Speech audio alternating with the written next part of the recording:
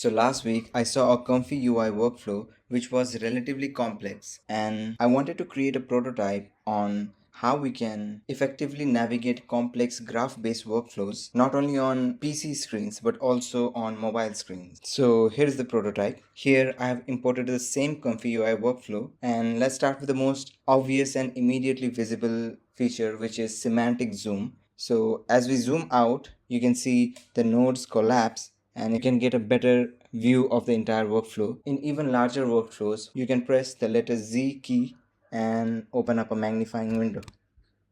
Now let's move towards the core functionality around which the entire navigation system works, which is connection based node traversal or navigation. Here if we double click on the first node, its edges get highlighted, and if we hover over the connection, we can see all the connections of this node.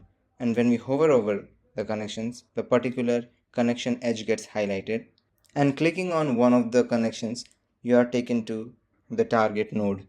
One thing I really like about this feature is that it actually makes the minimap useful. For example, if I hover over a connection, in the view we can see the edge goes off the screen, but in the minimap we can actually see where the edge ends up. So these sort of highlights in the minimap give a good direction on which node to jump to, especially when there are multiple nodes of similar labels. Here if you click the option, we travel to the node. Now another feature regarding node traversals that we have here is the node traversal history.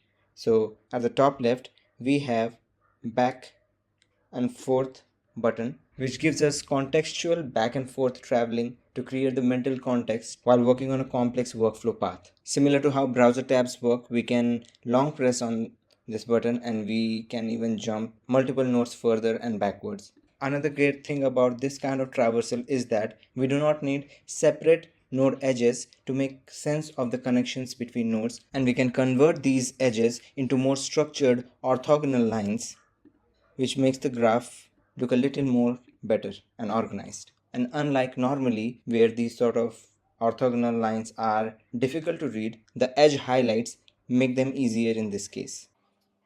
We can also traverse the workflow fully from our keyboard. For example, if I click on here and press the left or right key for input or output, we can see the list of all the connections of that node. And when we press enter, we get the target node focused. And similarly, we can keep on navigating. You can also create connections either from the plus button or even the labels. You can see the edge snaps to the connection point and asks for a replacement confirmation. Now let's move towards another feature, which is inspector panel. Here, whenever we click on any node, we can see a bunch of information about the node and different actions that we can take here. For example, we can see upstream dependency trace or downstream dependency trace. Similarly, we can also navigate using input and output port options here. We can also multi-select by shift and drag or with control and click, and we will be able to see all the intermediate connections between the two nodes. We can even pin a certain selection and then check other nodes out. Now let's see how all of this works in a mobile screen. We'll turn on the mobile screen, and in mobile screen we have two kinds of views. The first one is the canvas view, which we previously saw, but for mobile devices specifically we have a list view, which shows a linear list of all the graph nodes with their connections. Here we can see our highlighted nodes along with their details and their connections.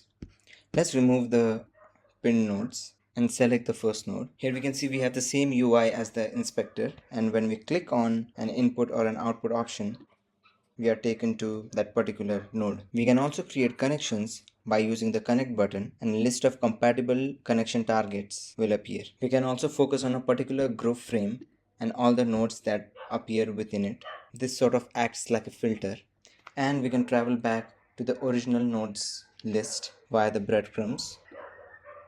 We can also focus on a particular node and jump into the canvas by clicking on the canvas button. We can also focus into a particular group frame inside the canvas as well. And the good thing about node traversal history is that the group view and positions are all accounted in. You can view the details of a focus node and it will appear along with its respective group frame.